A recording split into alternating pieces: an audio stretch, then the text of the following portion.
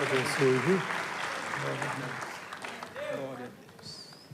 Meus amados, ainda em pé, eu quero convidar o pastor Homero para assumir aqui o púlpito novamente, e ele estará nos ministrando a palavra do Senhor. Ele estava dizendo que ele é o apóstolo do sofrimento. É a Débora que está te dando essa palavra. Mas a teologia do Novo Testamento é uma teologia de sofrimento, né? Então que Deus te abençoe, que Deus te use grandemente, em nome de Jesus. Tem que se acostumar com essa coisa de máscara, que já é um sofrimento, já. Podem se assentar, queridos. Obrigado. Pastor Emerson, obrigado. Queridos, eu vou ser breve nesse início. Eu venho e trago a palavra, mas eu só queria fazer 3 convites. Primeiro, a gente trouxe... se puder colocar no outro PowerPoint e deixar nos últimos 2 slides para eu falar da caravana e lá da Mission Wave. Aí, primeiro, eu queria fazer um convite, caso vocês queiram abençoar o nosso ministério que a gente tem feito lá, especialmente esse nosso tempo aqui no Brasil. Eu trouxe de Israel esse alaúde, que é um instrumento típico árabe. A gente usa ele praticamente todos os domingos no nosso culto na Jordânia, e a gente usa também lá na nossa igreja na Turquia. E vamos ver se o Daniel vai aprender algum instrumento árabe para ministrar também lá no Iraque. Esse daqui em especial é feito em madrepérola, então ele é todo trabalhado artesanalmente, manualmente. É uma peça única feita por um artista árabe lá de Jerusalém, da Cidade Velha. E a gente foi agraciado de poder deixá-lo ali na livraria da nossa denominação, da UBPC. E se você quiser adquirir esse instrumento, você vai lá, não vou dizer o preço, seja curioso, pergunte. E o que você investir nesse instrumento, você vai abençoar a nossa família e ministério. Vou deixar aqui, então, Igor, se puder pegar para mim. E aí eu queria fazer um outro convite, indo lá para o slide. A gente tem... um ministério que a gente abriu recentemente numa tentativa de conscientizar ainda mais a igreja brasileira no que tange ao trabalho de missões, que é a Mission Wave. Eu não sei se você consegue colocar para mim lá no outro PowerPoint. No penúltimo slide. Não sei se o Igor vai dar uma socorrida lá. Isso, exatamente. Queridos, a gente abriu a primeira rádio missionária no Brasil. Então, enquanto você está aí, pega seu celular agora, você que tem internet aí, entra aí na Play Store, na App Store, e já faz o download do aplicativo Mission Wave Rádio. Você digita aí Mission Wave, vai aparecer. A gente é a primeira rádio totalmente missionária, toda a programação musical, e a gente tem 14 horas diárias de conteúdo em parceria com Perspectivas, em parceria com Descobrindo o Mundo do Islã, em parceria com o Movimento de Lausanne, entre muitas outras organizações. A gente tem debates, a gente tem entrevistas, vários programas, e todos exclusivamente missionários. A gente está em todas as plataformas digitais, Spotify, Deezer, SoundCloud, iTunes, no da Google. A gente está em tudo quanto é lugar. Tem o nosso site missionwave.com.br. Se você quiser ouvir a programação pelo site, também é possível, e eu espero que você aí entre nas ondas missionárias agora digitais de toda a programação que a gente tem divulgado online, conteúdo do mundo inteiro, de organizações e gente de tudo quanto é lugar, brasileiros ou falantes de língua portuguesa, servindo ao redor do globo. E eu sei que você vai ser abençoado com tudo que está acontecendo lá na Mission Wave. Pode passar. E eu faço um convite para a nossa caravana, que vai acontecer, sendo aí dirigida pelo nosso querido pastor Emerson Costa, em fevereiro, dos dias 17 a 26. A gente só tem 10 vagas para essa caravana. Ela vai passar pela Turquia por 4 dias de ministração com a nossa igreja e turismo. E aí, então, eu vou levar a equipe para passarem 5 dias em Israel, e tudo isso, com tudo incluso, por um valor, contando com todas as despesas, de por volta apenas de $2.000. Você não vai encontrar isso em nenhum lugar. Eu desafio você aí a se unir à caravana, são poucas as vagas, vai ser agora em fevereiro. fale com a Kátia, fale com o pastor Emerson e toda a equipe. Espero vê-los aí na Turquia, lá celebrando com a gente na consagração dos nossos obreiros e com a igreja, e ao mesmo tempo sendo abençoado com ministrações em um tempo especial que a gente vai vivenciar juntos lá no Mar da Galileia, lá na cidade velha de Jerusalém, lá na cidade de Jesus, Cafarnaum, entre muitos outros lugares que a gente vai passar juntos ali por onde Jesus caminhou. Agora vamos para a palavra que Deus tem para nós nesse tempo. Eu quero pedir que você abra comigo aí as escrituras, pega sua Bíblia, seu celular, e a gente vai ler junto em 1 Pedro 2, de 18 a 25. 1 Pedro 2, de 18 a 25. Diz assim a palavra do Senhor: escravos, sujeitem-se aos seus senhores com todo respeito, não apenas aos bons e amáveis, mas também aos maus. Porque é louvável que, por motivo de sua consciência para com Deus, alguém suporte aflições, sofrendo injustamente. Pois que vantagem há em suportar açoites recebidos por terem cometido mal? Mas se vocês suportam o sofrimento por terem feito bem, isso é louvável diante de Deus.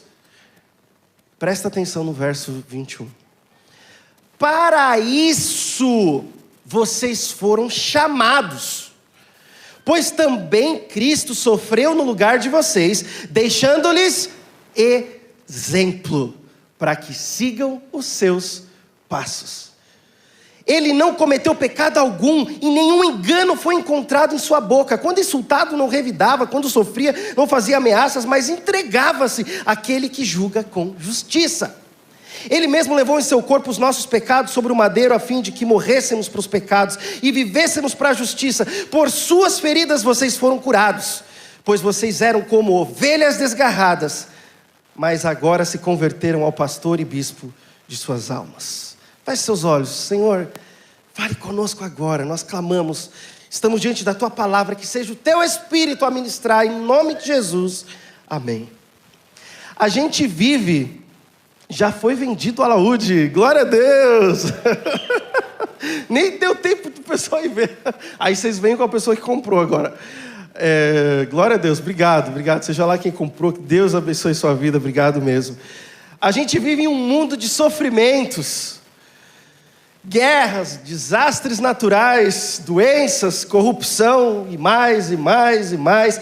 Se a gente olhar para a situação da pandemia, a gente tem menos de 2 anos e o Brasil já testemunhou mais de 600 mil mortes. Com certeza, algum de vocês aqui tem parente, amigo, tem gente conhecida que morreu por causa da Covid, ou vocês conhecem gente que teve parentes ou amigos que morreram nessa pandemia. Quando a gente olha para as nossas vidas, a gente também tem as nossas lutas pessoais, os problemas familiares, as decepções de relacionamento, a gente tem problemas materiais, a gente tem enfermidades e tantas outras coisas. A gente está aqui no Brasil porque o meu sogro começou ali há praticamente 4 meses atrás a viver dentro da UTI. E nesses últimos 4 meses, ele provavelmente passou mais de 3 dentro do hospital e provavelmente mais de 40 dias na UTI. A minha sogra estava lá visitando a família com o marido, quando viu ele enfrentando essa situação e acabou pegando um tipo aí raro de herpes que atingiu várias partes do seu corpo, com dores horríveis. Ela acabou vendo um nervo da sua coluna sendo atingido e ficando paralisada por semanas, e agora, pouquinho a pouquinho, com andador e muita dor e fisioterapia, ela está começando a voltar a andar. Meu pai, que está aqui presente, desempregado há muitos anos, sofreu muito em tantos anos de luta, também recentemente fez cirurgia e agora está para fazer uma segunda nos olhos. E a gente poderia compartilhar, eu estava com o pastor Emerson ontem, e depois de toda a descrição de quantas lutas ele passou ao longo desses últimos 2 anos, desde a nossa visita ao Brasil, até eu me senti pequenininho, de tanta batalha, luta, sofrimento. Mas Jesus, ele já tinha sido claro para nós em João 16:33, no mundo tereis Aflições, já estava claro, dificuldades e sofrimentos fazem parte da jornada. E eu não estou nem falando da perseguição que os nossos obreiros no mundo árabe estão passando. Eu estou falando da jornada árdua da vida mesmo. Se a gente caminha em direção a Jesus, a gente ainda tem uma esperança de vida eterna e forças, principalmente através do apoio do nosso Consolador, o Espírito Santo, para a gente enfrentar essa caminhada. Mas Deus faz chover para justos e injustos. E a chuva cai sobre todos. Morreu crente, pastores maravilhosos e honrados, e gente de Deus com Covid, assim como criminosos e tanto tipo de gente por aí afora. A chuva vem sobre todos. E quem conhece o nosso ministério, a minha vida, sabe que as minhas ministrações nascem sempre do que o Espírito Santo vem ministrando e falando a mim mesmo, de uma forma muito pessoal, e é somente a partir disso que ele começa um processo em que ele vai me guiando até eu ter essas mensagens que eu costumo compartilhar pelo Brasil e mundo afora. E tendo dito isso, eu preciso falar para vocês de que mesmo sendo um pastor vivenciado em tantos anos no mundo árabe, tendo tido experiências no Brasil, missionárias e locais previamente, ou missionários transculturais como os muitos que estão aqui, pastores que estão aqui nos visitando, presidentes de convenções, ontem o nosso querido presidente nacional, isso não faz com que a gente seja super-herói. A gente vai sofrer como todo mundo sofre. E a verdade é que nesses últimos anos, só o Senhor e a minha esposa conhecem as minhas lutas, as lutas que a gente enfrenta dia a dia para seguir realizando a obra de Deus, seja a nível pessoal, seja a nível de saúde, seja tantas outras situações. Logo após a minha visita aqui ao Brasil em 2019, fui ministrar na Síria e peguei uma ameba. Fiquei 10 dias, pastor Edson, com hemorragia, chorando todos os dias com dores que eu não quero nunca mais sentir na minha vida. Comecei a melhorar da ameba, tive uma crise de enxaqueca que fui hospitalizado, e eles pensaram que eu estava tendo um aneurisma. Semanas tendo tratamento, perdi a memória, eu lembro de eu saindo de casa e depois de horas quando já tinham me trazido de volta. A Débora falou que eu estava delirando, falando inglês, falava um monte de coisa em inglês, só mudou o meu idioma ali no meio dos delírios. Pouco tempo depois, sofri um acidente de moto, voltando do escritório do ministério para casa. Uma mulher me fechou, eu fui desviar dela, perfurei o meu pulmão, quebrei o cotovelo, passei por 2 cirurgias e 4 meses de uma recuperação lenta, em que por mais de 40 dias eu não movia a minha mão. Eu chorava, Senhor, eu quero digitar de novo, eu preciso escrever os meus boletins. Mas eu não conseguia pegar no teclado. E quando eu estava no meio das dores terríveis daquele período, eu lembro que a gente orava e eu me perguntava, Deus, né, por que tanto sofrimento? Aí os meses foram se passando e eu tive um derrame no olho direito. Eu falei, mas não estava bom só o que eu passei por antes? Me levaram para o hospital com medo de que eu estava tendo aneurisma de novo, porque dessa vez eu tive o derrame mesmo. Fiz uma bateria de exames, e enquanto eu aguardava para saber se eu tinha algum problema, um tumor, alguma coisa no cérebro, alguma coisa do gênero, eu orava e o Senhor me trouxe uma palavra, Homero, respira, o sofrimento não é totalmente ruim. Essa foi a frase que vinha no meu coração. Sofrimento não é totalmente... Não faz sentido isso. O que você está dizendo, pastor? Eu tenho que gostar de sofrer? Eu devo me submeter e aceitar as aflições da vida? Eu devo aceitar o que eu estou vivendo de braços cruzados? Como o sofrimento pode ser bom? E essa pergunta ficou no meu coração, assim, por muito tempo. Até que o Senhor me trouxe essa palavra de 1 Pedro. Mas, recentemente, eu ouvi a oração do paraquedista. Não sei se vocês já ouviram, né?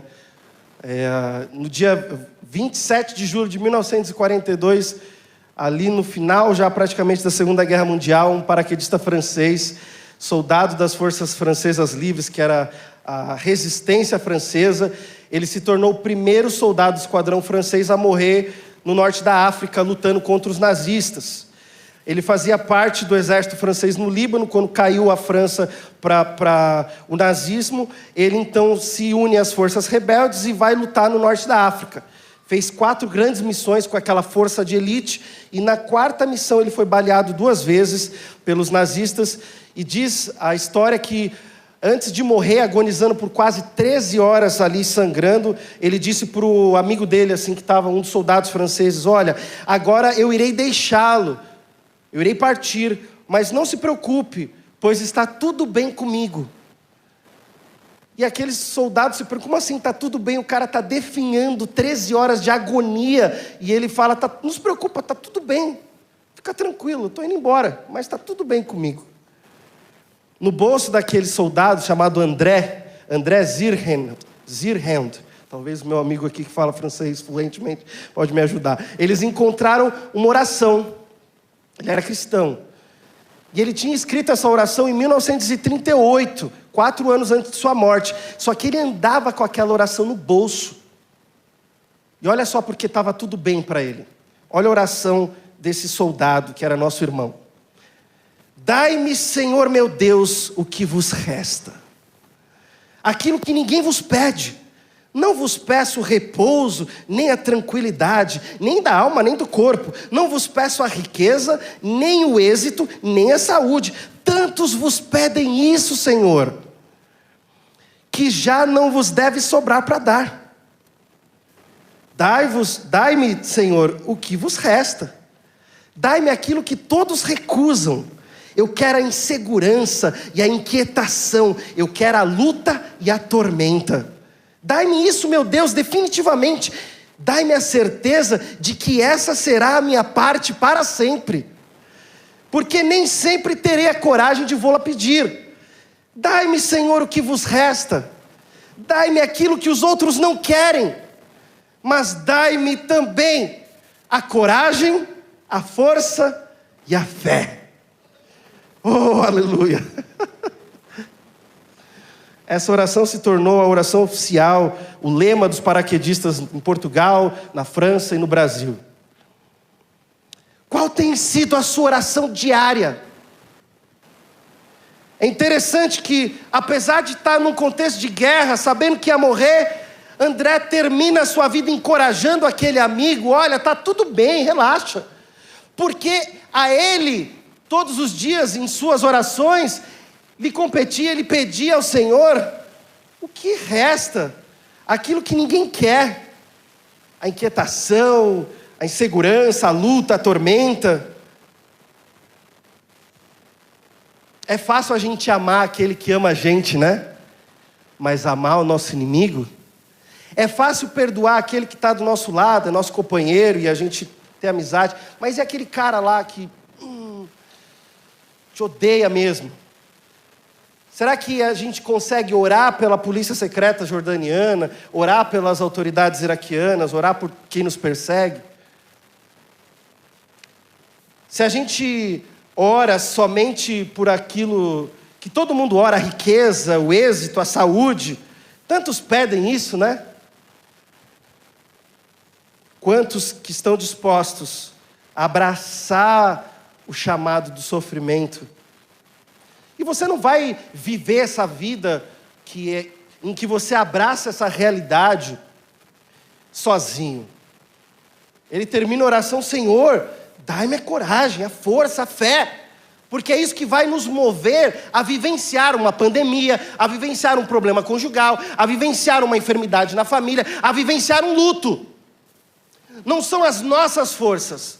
É a coragem, é a força e é a fé que vem do Senhor. E é interessante que, quando a gente olha para as Escrituras, de Gênesis a Apocalipse, a gente vai encontrar textos em que o caminho de Deus é o caminho do sofrimento. E a gente vive em um mundo quebrado, com pessoas quebradas. E Deus usa pessoas quebradas no mundo quebrado para trazer reconstrução, redenção, salvação. Lá em Gênesis 3,16, a mulher, ele declarou: multiplicarei grandemente o seu sofrimento na gravidez Com sofrimento você dará à luz a seus filhos, e seu desejo será para o seu marido, e ele a dominará. Dor para as mulheres e um baita de um trabalho árduo para os homens. Já desde o início. O sofrimento por causa da nossa natureza pecaminosa passa a fazer parte da nossa jornada de vida. E nessa carta, Pedro está dirigindo suas palavras para uma igreja que estava sofrendo.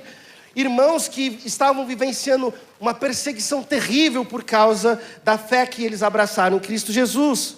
E eles precisavam ser assim: olha, eu estou aqui com você, vem aqui me dá um abraço, eu te amo, eu estou aqui do seu lado. Não, ele fala para eles que eles têm que aprender a sofrer.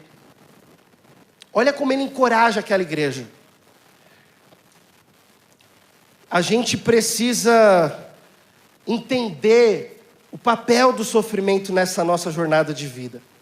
1 Pedro 5, de 9 a 10, resistam-lhe, permanecendo firmes na fé, sabendo que os irmãos que vocês têm em todo o mundo estão passando pelos mesmos sofrimentos. Ele não chega e fala para eles assim: oh, coitadinho, você é tão especial, um cristão perseguido. Não, ele fala assim: tá todo mundo nesse barco. E a gente está junto. Mas você não está aí, você não é o último traquinas do pacote. O Deus de toda graça que o chamou para a sua glória eterna em Cristo Jesus, depois de terem sofrido durante pouco tempo, os restaurará. Então, olha, é o seguinte: todo mundo vai sofrer, eu estou sofrendo também, só que o Deus da glória vai nos restaurar. Enquanto isso não acontece, a gente está junto, sofrendo os mesmos sofrimentos. E aí ele fala: os confirmará, lhes dará forças e os porá sobre firmes alicerces. Me ecoa a oração do paraquedista: coragem, força, fé. E aí, quando a gente compara os sofrimentos que a gente tem hoje, atuais, com a eternidade ainda no porvir, é fácil a gente entender que, assim como Pedro falou, os sofrimentos desse tempo não vão durar muito, é por pouco tempo. Só que a gente se esquece que a vida é curta, e o que quer que aconteça aqui vai passar. Oh, eu adorei a frase que o Josinaldo falou. Meu Deus, você lembra que você consegue repetir? Que uma das frases que você falou, até eu devia ter escrito aqui, que você estava falando justamente disso. A gente não pode,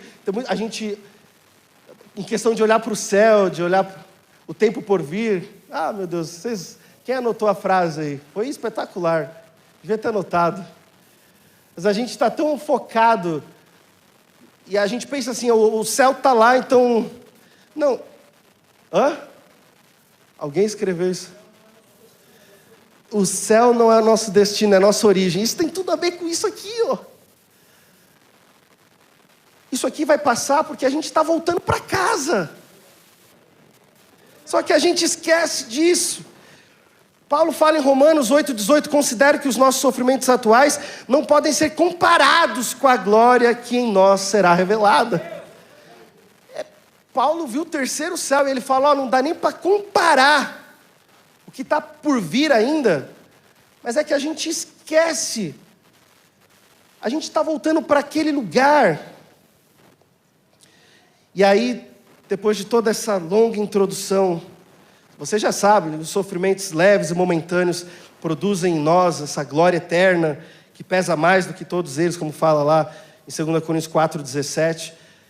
Deus foi ministrando no meu coração: olha, o sofrimento não é totalmente ruim, não é gostoso, definitivamente ninguém quer, nem Jesus. Ele fala: Senhor, se possível passa de mim esse cálice, mas que seja feita a tua vontade. Ninguém quer sofrer. Jesus não era sadomasoquista, mas o sofrimento cumpre com um propósito. E quando eu voltei para o texto lá de 1 Pedro, eu comecei a buscar uma resposta a essa minha pergunta. Então, por que o sofrimento não é totalmente ruim? A primeira resposta, e pode colocar por gentileza, é porque o sofrimento nos ajuda, e aí foi muito legal, a missionária falou aqui do Nepal e Camboja, o sofrimento nos ajuda a imitar o caráter de Cristo. O sofrimento nos ajuda a imitar o caráter de Cristo. Verso 21 diz assim: para isso vocês foram chamados, pois também Cristo sofreu no lugar de vocês, deixando-lhes exemplo.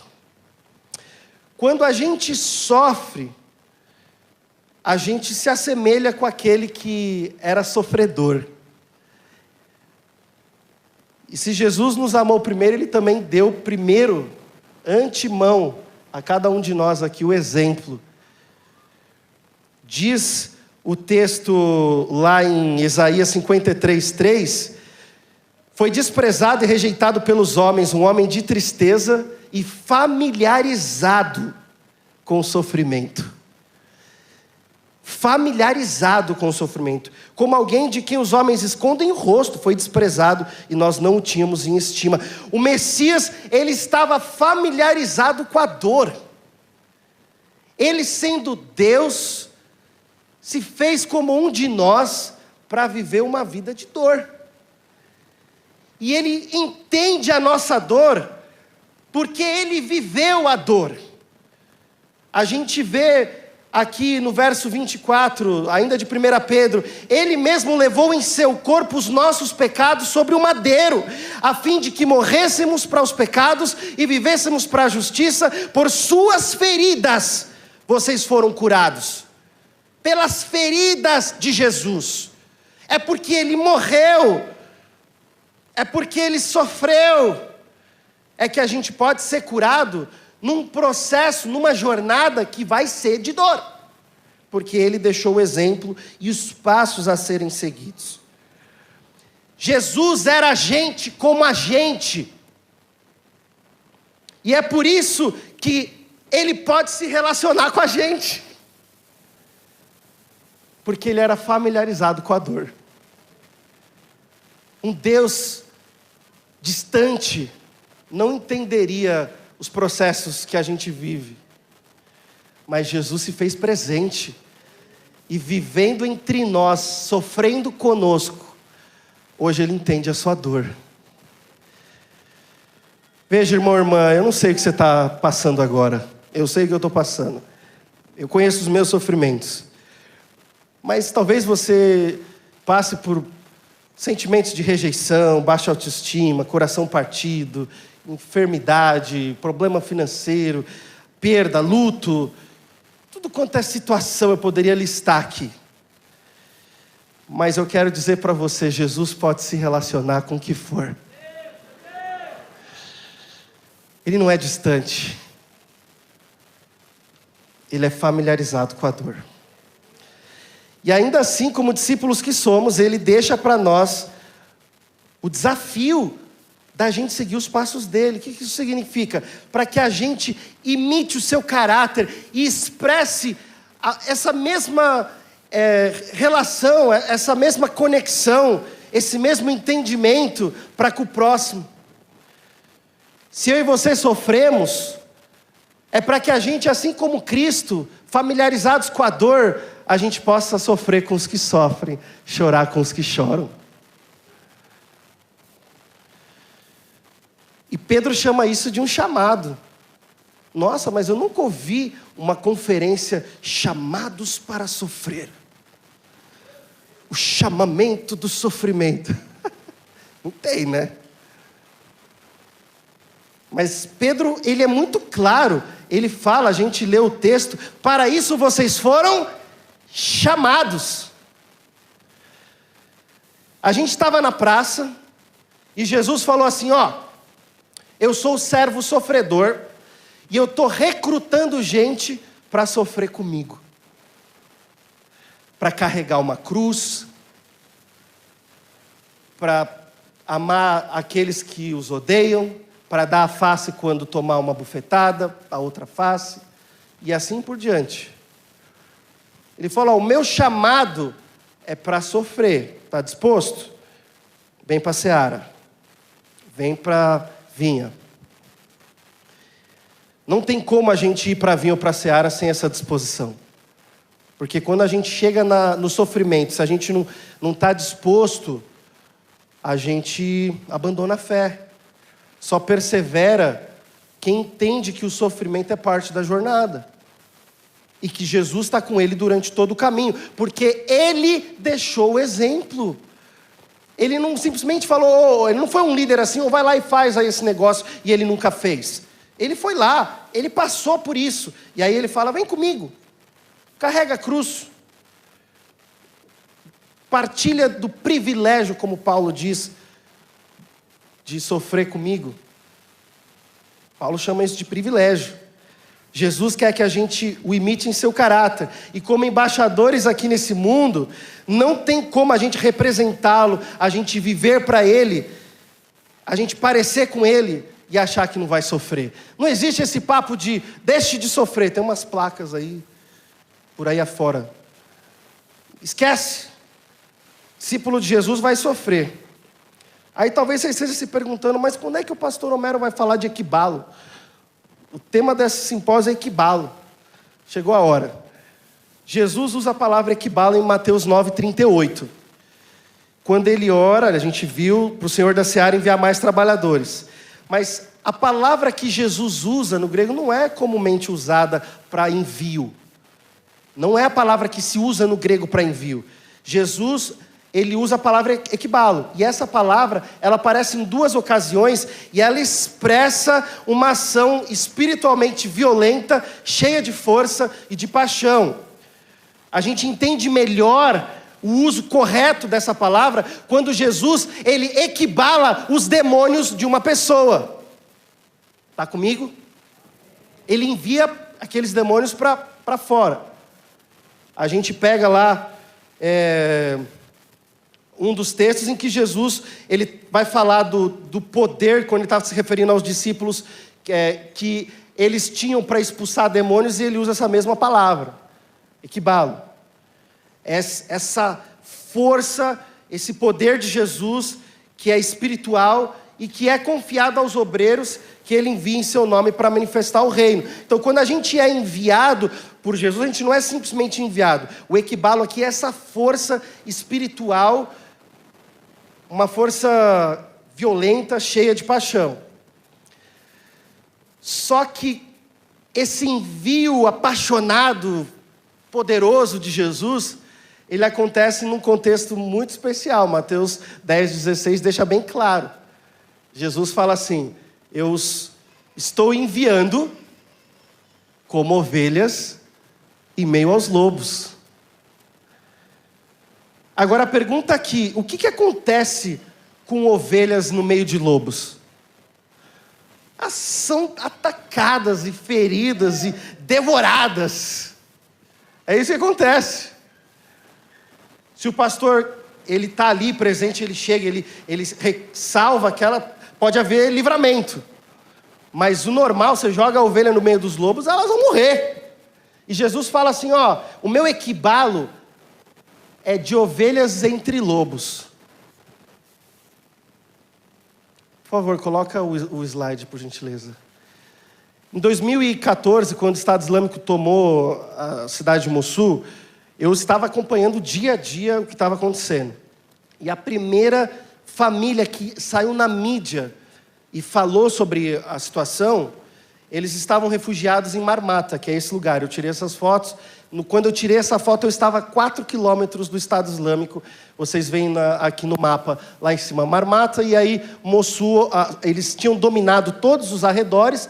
Né? A nossa igreja está ali, Bartala, dá para ver onde está a nossa igreja. Todos esses arredores estavam dominados pelo Estado Islâmico. Pode passar.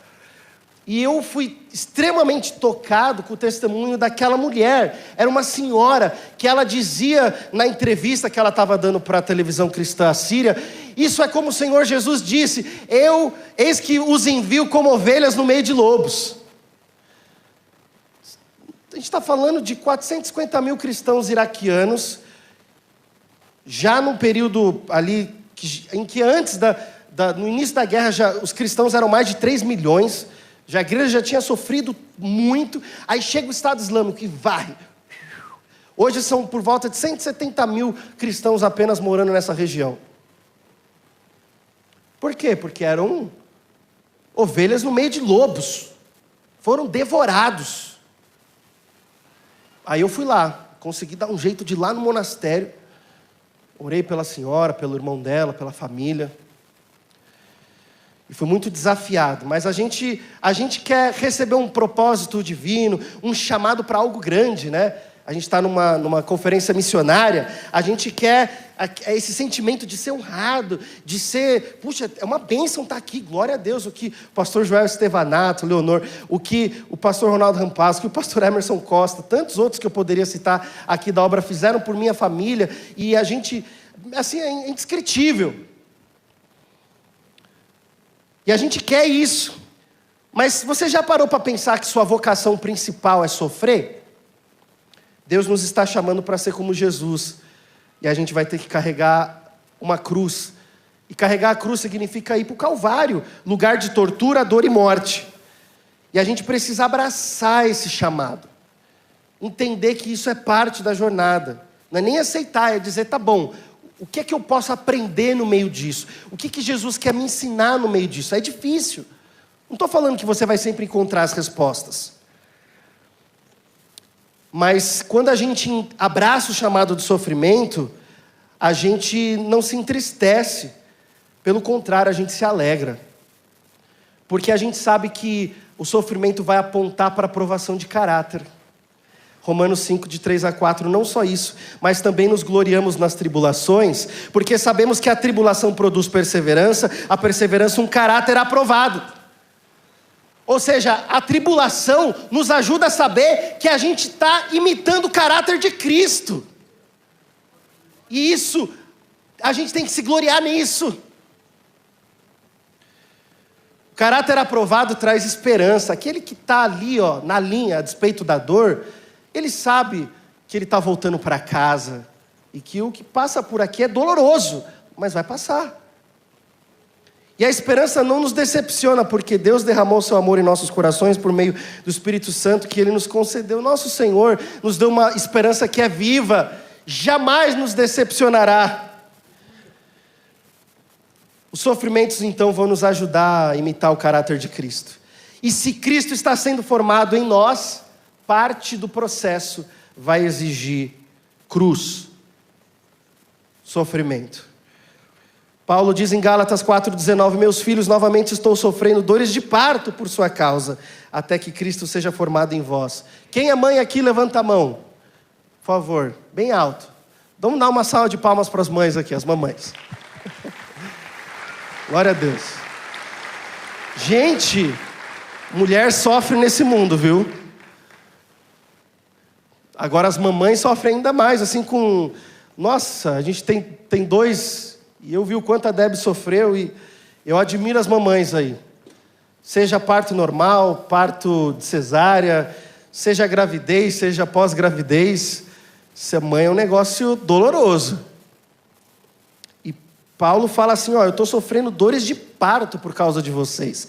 Por quê? Porque a dor faz parte da jornada. E a dor era para quê? Para que Cristo fosse formado. Para que eles tivessem o caráter de Cristo. Agora tem uma segunda resposta. Por que o sofrimento não é tão ruim?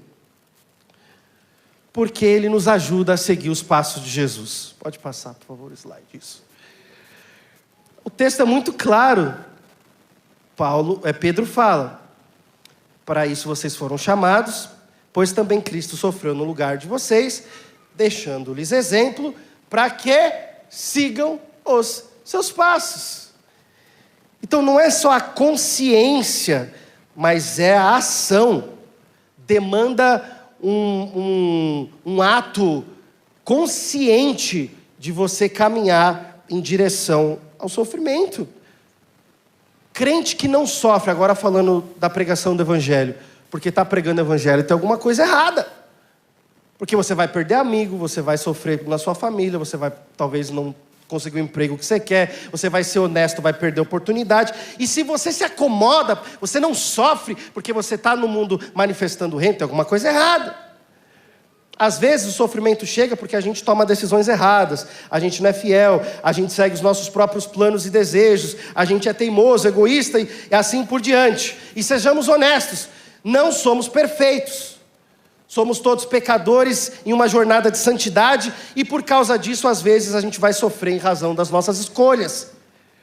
Até os nossos pais da fé e os principais homens e mulheres de Deus nas Escrituras sofreram por causa de seus pecados. Abraão mentiu, Davi adulterou e Pedro negou a Jesus. Romanos 3:23 declara: pois todos pecaram e estão destituídos da glória de Deus. Não tem nenhum que escape. 1 João 1:8, se afirmarmos que estamos sem pecado, enganamos-nos a nós mesmos, e a verdade não está em nós. Até Jó, que é um dos maiores exemplos de sofrimento injusto na Bíblia, ele era um homem fiel a Deus, ele disse em Jó 5:17 e 18, como é feliz o homem a quem Deus corrige, pois não despreze a disciplina do Todo-Poderoso, pois ele fere, mas dela vem tratar, ele machuca, mas as suas mãos também curam. Se os sofrimentos vêm por causa da correção de Deus, a gente tem que receber com alegria, porque Deus disciplina o filho que ama, e Ele castiga todo aquele a quem aceita como filho.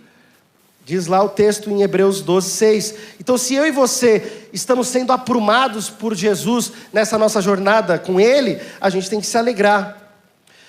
Só que tem esse sofrimento por causa da fé. Eu estou caminhando para o fim, eu sei que eu vou passar uns minutinhos. Mas a gente vê no verso 20, 1 Pedro 2:20, que a gente leu: se vocês suportam o sofrimento por terem feito bem, isso é louvável diante de Deus. Então, se você está fazendo o que é correto e está sofrendo, isso é bênção, é louvável diante de Deus. Deus recebe com aroma agradável. Está fazendo a minha vontade, mesmo que isso traga dor. Eu mandei mensagem para o pastor Filipe, eu falei esse texto para ele, falei: pastor, o que o senhor está fazendo é louvável diante de Deus. Não desista, por mais que seja doloroso. Deus está recebendo o seu sacrifício, porque o teu sacrifício é para a glória dele. Filipenses 1:29, a vocês foi dado o privilégio de não apenas crer, mas também de sofrer por ele, pelo Cristo. Não tem como a gente não vivenciar esse privilégio se a gente está de fato servindo aos perdidos, vivendo e pregando o evangelho. É perigoso nesse mundo. Eu falei para vocês, ano passado eu fui levado 2 vezes para a polícia. E a gente não pode mentir. Um dos interrogadores olhou para mim e falou: ele foi super rude comigo. Você prega para muçulmano? Eu falei: prego. E aí? Eu ia mentir? Eu não ia mentir. Aí começou. Mas eu estou fazendo o que é certo diante de Deus. Se eu sofrer como cristão, eu não tenho que me envergonhar. 1 Pedro 4,16. Eu tenho que glorificar a Deus. E eu aprendi muito, pode colocar lá no slide, com a igreja no Egito. Eu estava assim, eu fiquei desesperado. Senhor, que história eu vou contar? Porque eu sempre compartilho uma história nas minhas ministrações. E eu até ontem, quase 3 horas da manhã, eu não tinha inserido essa história. 2 histórias aqui. Essa é a história do Rani. O Rani era um cristão lá no Egito, ministrava louvor numa igreja copta. Rapaz, entre os 21 coptas que foram assassinados, degolados naquela ocasião, ele foi trabalhar com construção civil para ajudar a família, os pais. Eu conheci a mãe, conheci o pai, conheci o irmão, conheci o tio. E eles me contaram que quando ele estava lá na Líbia trabalhando, teve uma ocasião que o Estado Islâmico veio até ele. E ele estava no mercado. E eles olharam para ele e falaram: Rani, você tem que parar de falar de Jesus, você tem que virar muçulmano. Porque ele era muito ativo. Os 21 que foram mortos lá, com exceção de um, eu já vou contar a história dele, eram cristãos muito ativos, coptas. E ele tinha uma tatuagem da cruz no braço dele. Além da cruz copta que todo cristão copta tem. Ele tinha uma cruz tatuada no braço. Todo mundo sabia quem era o Rani por causa da tatuagem, era enorme. Ele mostra a tatuagem para eles e fala: não, eu sou parte do povo da cruz. Eu não tenho como fazer o que vocês estão me pedindo. E o pessoal gostava muito do Rani. De alguma forma, ali a comunidade não queria que ele passasse pelo que passou. E eles tinham tentado ajudá-lo a não enfrentar o que ele teve que enfrentar, conversando até com os terroristas, muitos muçulmanos que trabalhavam, gente na empresa, gente que trabalhava próximo aos lugares onde ele morava. Mas ele não negou a fé naquele dia e foi sequestrado pelo grupo. Quando ele morreu, A imagem dele é a que mais aparece no vídeo. Eu fiquei meses com o rosto dele. Assim, eu dormia, eu sonhava e eu via o rosto do Rani. Mas aquele jovem morreu ao ser degolado, declarando que Jesus era o Senhor. Essas foram as últimas palavras dele. Jesus é o Senhor. Yarabala. Cortaram a cabeça dele. Só que a história daqueles 20 foi tão impactante para um que transformou a vida dele ali naquele momento. Havia um rapaz de 21 anos, Josinaldo, de Gana. O nome dele era Matthew. Pode passar. Não se sabe até hoje se ele era cristão ou muçulmano. Provavelmente ele era de uma família, se fosse cristã nominal, mas tudo indica que era de uma família muçulmana, até onde se sabe. Ele não teve o seu corpo recolhido. A família, por causa da desonra, não quis buscá-lo. Então tudo indica que ele era muçulmano mesmo. Apesar de ter um nome Matthew, cristão. Tem muitos muçulmanos com nomes cristãos por aí afora. Lá na Jordânia isso é muito comum. E muçulmanos e cristãos com nomes que são árabes usados para muçulmanos. Esse rapaz foi sequestrado junto com os outros por engano. E no vídeo você vê, eles são ajoelhados todos, e o terrorista começa a cochichar no ouvido do Matthew. E de repente ele fala algumas palavras, e quando ele termina aquelas palavras, eles degolam ele. Foi feito uma análise de leitura labial, e depois de quase 5 anos, um dos terroristas, na verdade 3 deles que estavam naquela ocasião, foram presos no Sudão. E um deles confirmou de que a história era verídica, que eu vou contar agora. O Matthew, se fosse muçulmano ou se fosse cristão, não acreditava em nada. E quando os terroristas estavam ali com eles, eles falaram assim para ele: Matthew, vai embora, você não tem nada a ver com isso daqui. Eles estavam ali para matar os cristãos egípcios. Ele era de Gana. Eles falam: você não tem nada a ver com essa história. Ele olha para eles e ele fala assim: o Deus deles é o meu Deus, a fé deles é a minha fé. Isso está na tradução labial. Naquele exato momento, o terrorista vai e degola ele. Uau! Isso aqui é seguir os passos de Jesus. Ele não negou até o fim ali. Ele foi tocado pelo testemunho daqueles homens, e ali ele, entregando a vida para Cristo, entregou a sua vida literalmente. E morreu com eles. Em setembro do ano passado, a igreja copta, depois de muito esforço no Egito, conseguiu trazer os restos dele, lá das praias da Líbia. Já tinham trazido, há 3 anos atrás, os restos mortais dos cristãos. Eles trouxeram os restos do Matthew e o enterraram junto com os outros 20 cristãos lá em Alaur, o vilarejo onde a gente desenvolveu o projeto em 2015. Uau, queridos! É isso que é entender que o sofrimento, por mais que seja terrível, faz parte da jornada. Aquele rapaz, ele viu aqueles...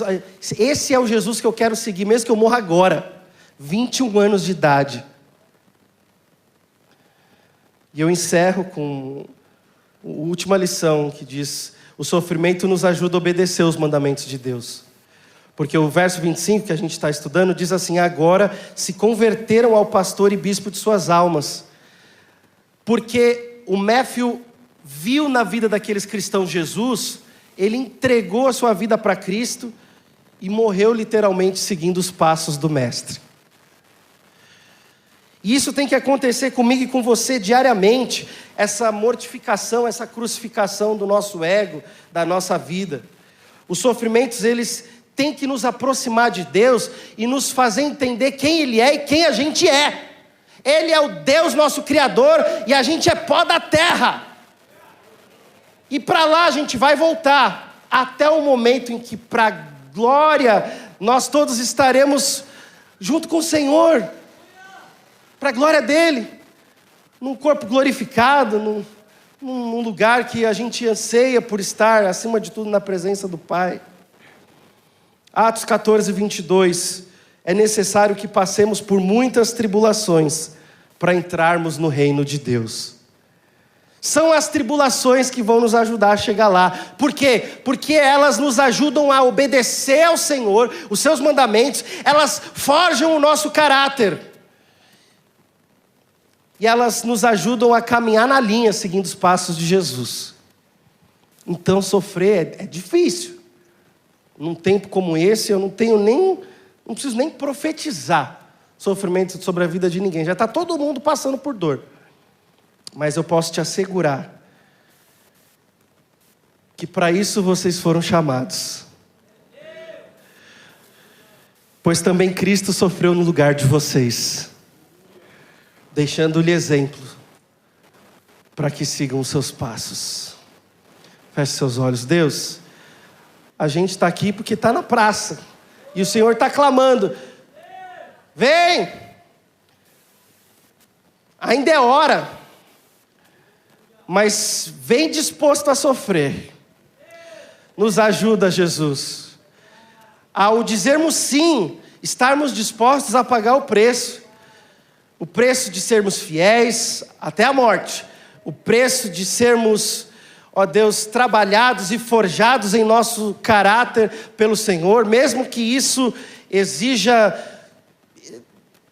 dor e exija, ó Deus, abnegação, e exija transformação, e exija dizer não, e exija dizer, ó Deus, adeus para coisas que a gente tem, e para relacionamentos, e para situações. Nos ajude, Senhor, a estarmos dispostos a seguir os seus passos, porque o Senhor estava na glória, e o Pai viu ali o Senhor na praça, Ele sendo Deus, Jesus Deus, e falou: meu filho, eu tenho uma missão para você, mas vai exigir sofrimento. Jesus disse sim para a vontade do Pai, e a gente quer dizer sim hoje. Não só para o chamado de sermos obedientes ao Senhor, para ir para a seara, mas, ó Deus, para estarmos dispostos a obedecer esse chamado, a pagar o preço por Ele. Oh Jesus, nos fortalece. Nós clamamos hoje, Deus, que o Senhor nos dê aquilo que os outros não querem, mas que o Senhor nos dê também a coragem, a força e a fé para viver a jornada. Em nome de Jesus, amém. Deus os abençoe, queridos.